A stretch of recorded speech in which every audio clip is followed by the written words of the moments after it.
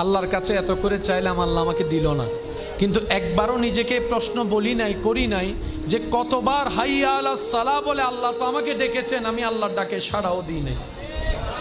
জীবনের 1000 বার চলে গিয়েছে হাইয়া আলাস সালাহ শুনেছি, কিন্তু সাড়া দিতে পারি নাই। কতবার আল্লাহ পাক বলেছে বান্দা আমাকে ডাক, আমি তো ডাকিনি। বান্দা এটা কর, আমি তো করিনি। বান্দা এইভাবে চল, আমি তো চলিনি। এইরকম 1000টা আদেশ অমান্য করার পরও যেই রব দয়া বন্ধ করে নেই, রিজিক বন্ধ করে নেই, রহমত বন্ধ করে নেই, তিনি আমাদের রহমান রহিম। সুবহানাল্লাহ।